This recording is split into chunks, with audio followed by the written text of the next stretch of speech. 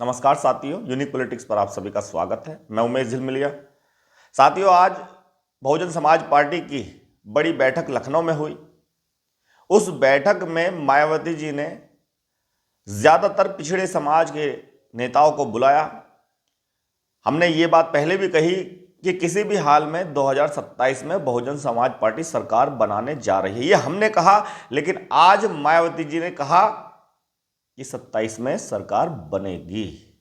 अब 27 में सरकार बनेगी, मायावती जी ने ही कह दिया। इसी चीज को लेकर के समाजवादी पार्टी हो, कांग्रेस हो और बीजेपी ये डरे हुए हैं। और डरने का सबसे बड़ा कारण यह है क्योंकि समाजवादी पार्टी या बीजेपी, अगर उनको किसी का वोट मिल रहा है, वो पिछड़े समाज का वोट मिल रहा है बीजेपी के अगर उत्तर प्रदेश में सरकार बन रही है, दूसरी बार सरकार बीजेपी की यहां पर बनी, तो उसका कहीं ना कहीं जो कारण है वो ओबीसी वर्ग यानी कि पिछड़े वर्ग के जो लोग हैं उनकी वजह से बीजेपी की सरकार बन रही है। और उत्तर प्रदेश में सबसे ज्यादा पिछड़ा वर्ग ही है। बहुजन समाज पार्टी अगर पूर्ण बहुमत की सरकार बीएसपी ने बनाई थी 2007 से 12 में, तो उसमें पिछड़े समाज के लोगों ने बढ़ चढ़कर हिस्सा लिया। या यहां तक कि ये कह सकते हैं कि बहुजन समाज पार्टी का नाम ही बहुजन समाज के जो लोग हैं, पिछड़े समाज के जो लोग हैं, उन पर रखा गया है। यानी कि जिसकी सबसे ज्यादा संख्या एससी एसटी ओबीसी माइनॉरिटी, इन लोगों को मिलाकर के एक बहुजन समाज काशीराम जी ने बनाया था। और उन सबको एक साथ लेकर के जब उन्होंने उनके हक और अधिकारों की लड़ाई लड़ी तो सभी ने साथ दिया और ये पार्टी उनके उत्थान के लिए बनी। और 4 बार मुख्यमंत्री बहुजन समाज पार्टी से मायावती जी बनी और 2007 में पूर्ण बहुमत की सरकार भी आई। तो अब एक कमेटी यानी कि भाईचारा कमेटी जो बहुजन समाज पार्टी बना रही है, उसमें जितने भी पिछड़े वर्ग के जो लोग हैं, और हकीकत तो यह है कि ओबीसी की संख्या जो है उत्तर प्रदेश में सबसे ज्यादा है, या ये कहें कि पूरे देश में ओबीसी की संख्या सबसे ज्यादा है। उसमें ओबीसी में जो ज्यादा डेवलप लोग हैं, हम कह सकते हैं, उनको छोड़ करके जो अति पिछड़े हैं और जिनकी संख्या सबसे ज्यादा है, उसको काशीराम जी ने जोड़ करके बहुजन समाज पार्टी की सत्ता हासिल की थी। और उसमें कौन थे? हम कह सकते हैं केवट, मल्ला, सैनी, कुशवाहा, मौर्य, ये जितने भी लोग थे अति पिछड़े में आते हैं और अति पिछड़ों के हक और अधिकार उनको नहीं मिले। उसके लिए काशीराम जी ने उन सभी को एक करके बहुजन समाज बनाया। तो एससी एसटी ओबीसी को साथ लेकर के जो सरकार 7 से 12 में बनाई थी, उसी तरह से अब बहुजन समाज पार्टी 27 में सरकार बनाने जा रही है। और भाईचारा कमेटी जो है उसका यह कह सकते हैं कि उसको बहाल कर दिया है। लगभग 13 साल पहले यह भाईचारा कमेटी थी जिसमें ओबीसी वर्ग और एससी वर्ग दोनों रहता था। ये भाईचारा कमेटी बनी हुई थी और ओबीसी और एससी दोनों मिलकर के सरकार बना लेते थे और मुस्लिम भी साथ आ जाते थे। लेकिन अब फिर से उसको कमेटी जो है भाईचारा कमेटी, उसको बहाल कर दिया है बहुजन समाज पार्टी ने। यानी कि किसी भी हाल में अगर ये कहा है कि 27 में सरकार बनेगी, बन जाएगी नहीं, बन सकती नहीं, बनेगी। ये बसपा सुप्रीमो मायावती जी ने बात कही है कि 2027 में सरकार बनेगी। अब जितने कार्यकर्ता हैं, जितने पदाधिकारी हैं, उनमें भी एक उत्साह, एक जोश देखने को मिल रहा है। और जिस तरह से प्लानिंग बहुजन समाज पार्टी की अध्यक्ष मायावती जी कर रही हैं, इससे कहीं ना कहीं जो परेशानी है वो तीनों पार्टी को है। वैसे उत्तर प्रदेश में कांग्रेस का ज्यादा नहीं है, यहाँ पे बीजेपी और समाजवादी पार्टी को सबसे ज्यादा नुकसान होने वाला है। कुछ लोग कह रहे हैं कि पीडीए के नारे पे अगर समाजवादी पार्टी चलती है तो, लेकिन पीडीए जो है वो परिवार डेवलपमेंट अथॉरिटी बन गया है, वहां सिर्फ परिवार का ही भला होता है। तो पीडीए सिर्फ भ्रम है लोगों के लिए। तो बीजेपी, जिसको सबसे ज्यादा पिछड़े समाज के लोग वोट देते हैं, लेकिन कहीं ना कहीं वो आज परेशान है। तो उनके उत्थान के लिए जो अति पिछड़े समाज के लोग हैं, पिछड़े समाज के लोग हैं, उनके उत्थान के लिए बहुजन समाज पार्टी के साथ इनको आना पड़ेगा। ये संदेश भी मायावती जी ने दिया है। और जो भाईचारा कमेटी बनाई है उसमें हर विधानसभा पे, जितने भी जिले में जितनी विधानसभा है, उन विधानसभाओं पर संयोजक बनाए गए हैं, जिसमें एक अनुसूचित जाति और एक पिछड़ा वर्ग, ये दोनों मिलकर भाईचारा कमेटी बनाएंगे और गांव गांव गली मोहल्ले में जितने भी पिछड़े समाज के लोग हैं वो वहां जा करके भाईचारा बनाएंगे और बहुजन समाज पार्टी की सरकार 27 में लाएंगे। वो ये भी बताने की कोशिश करेंगे कि अगर अति पिछड़ों का या पिछड़ों का भला अगर किसी सरकार में हुआ है, वो सिर्फ बहुजन समाज पार्टी की सरकार में हुआ है। आज कहीं ना कहीं परेशानी में है ओबीसी समाज और एससी समाज, सभी परेशानी में है, लेकिन कुछ लोग तो कह सकते हैं कि वो वोट जबरदस्ती दे रहे हैं बीजेपी को, लेकिन अब ओबीसी समाज को समझना पड़ेगा और ओबीसी समाज समझना भी चाहता था। मैंने एक बात लगातार कही है कि ओबीसी समाज के जो लोग हैं वो बीजेपी को वोट देना नहीं चाहते, लेकिन दे इसलिए रहे क्योंकि उनको लगता है कि समाजवादी पार्टी सत्ता में ना आ जाए और फिर गुंडागर्दी जो समाजवादी पार्टी के कार्यकाल में रहती है, कानून व्यवस्था बिल्कुल ठप रहती है। आज भी कानून व्यवस्था अच्छी नहीं बताई जा रही है, आए दिन क्राइम देखने को मिल रहे हैं, लेकिन समाजवादी पार्टी में बहुत ज़्यादा गुंडागर्दी रहती है।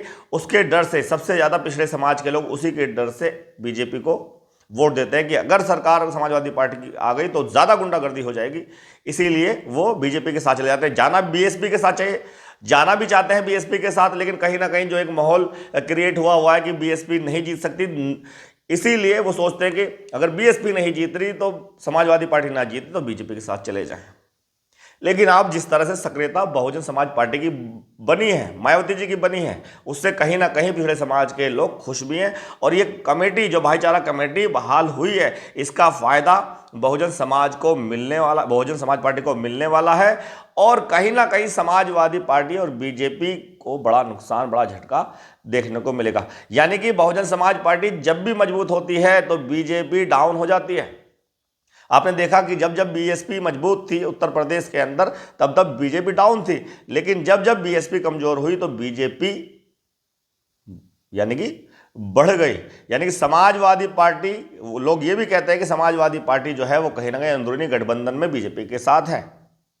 क्या वो गठबंधन, कुछ ऐसे कयास भी लगाए जा रहे हैं जिस तरह से राम गोपाल यादव बीजेपी के नेताओं के साथ दिखाई दे रहे हैं, ऐसा भी माना जा रहा है कि बीजेपी और समाजवादी पार्टी का गठबंधन होने वाला है। तो लोग इस बात को भी समझ रहे हैं कि कहीं ना कहीं अगर बीजेपी नहीं सत्ता से बाहर जा रही है और पूरी मेहनत कर रहे हैं, लोग वोट भी कर रहे हैं समाजवादी पार्टी को किया भी, तो उसका ज़्यादा खास फायदा हो नहीं रहा। और राम गोपाल यादव अगर नेताओं से मिल रहे हैं, क्या बीजेपी और समाजवादी पार्टी का गठबंधन तो नहीं है। बहुजन समाज पार्टी जब जब मजबूत उत्तर प्रदेश में रही तो बीजेपी डाउन रही, यानी कि कमजोर रही। तो आज जिस तरह से बीएसपी, बहुत से लोग इस बात को पहले कहते थे कि बीजेपी की बी टीम है, ये है वो है, लेकिन आज सबके मुंह बंद बहुजन समाज पार्टी के अध्यक्ष मायावती जी ने कर दिए हैं। बसपा का जितना रोल आज सड़कों पे दिखाई दे रहा है, जहां किसी के साथ कोई घटना हो रही हो उसको न्याय दिलाने के लिए जिस तरह से बहुजन समाज पार्टी के पदाधिकारी वहां पहुंच रहे हैं, धरना प्रदर्शन कर रहे हैं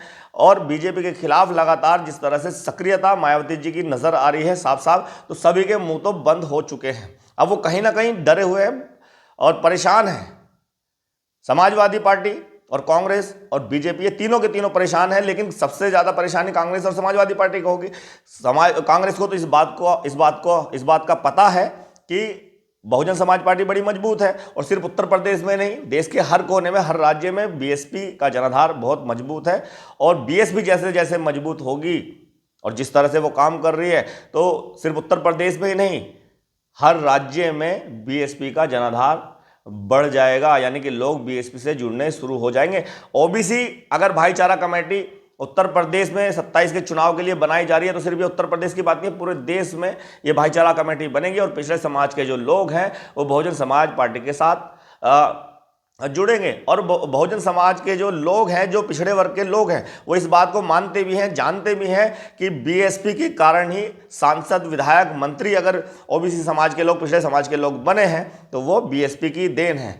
इसीलिए बहुत से ऐसे पिछड़े वर्ग के लोग हैं जो पहले से जुड़े भी हैं, वोट भी देते हैं, लेकिन जो कहीं ना कहीं बीएसपी को चाहते हैं और बीएसपी के साथ आना चाहते हैं, लेकिन किसी मजबूरी में बीजेपी के साथ जा रहे हैं कि दूसरी गुंडों की पार्टी है समाजवादी पार्टी, गुंडागर्दी प्रदेश के अंदर ना हो, दूसरी सरकार ना आ जाए, इसलिए शायद वो वोट दे देते हैं। ये मैं नहीं कह रहा, ये जो जनता है वो इस बात को कहती है।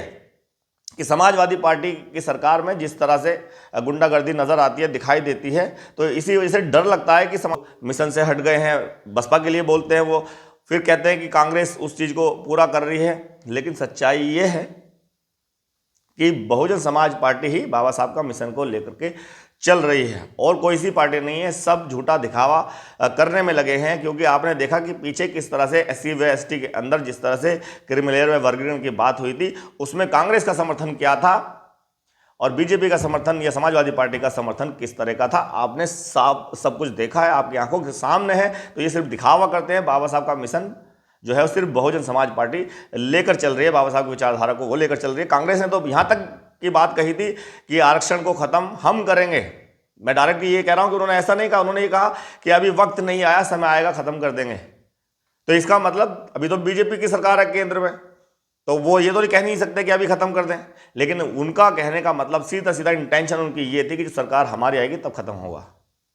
इस बात को भी समझने की जरूरत है कि जो संविधान के इस आरक्षण के पक्ष की बात करते हैं कि हम उसके पक्ष में, ये उसी के खिलाफ हैं। खाने के दांत और दिखाने के दांत कुछ और कांग्रेस के भी नजर आते हैं। अब कहीं ना कहीं बिल्कुल डाउन कांग्रेस भी चल रही है, पूरी ताकत लगाने के बाद बीजेपी को नहीं हरा पा रही है। तो पिछड़े वर्ग के लोग और दलित वर्ग के लोग, SC व ST वाले, माइनॉरिटी वाले लोग मिलकर जब ये एक साथ अब भाईचारा बनाएंगे तो कहीं ना कहीं बहुजन समाज पार्टी पूरे प्रदेश में, उत्तर प्रदेश में सरकार बनाएगी, पूरे देश के सभी राज्यों में शायद BSP को बड़ा फायदा हो सकता है। बहुत बहुत धन्यवाद, नमस्कार।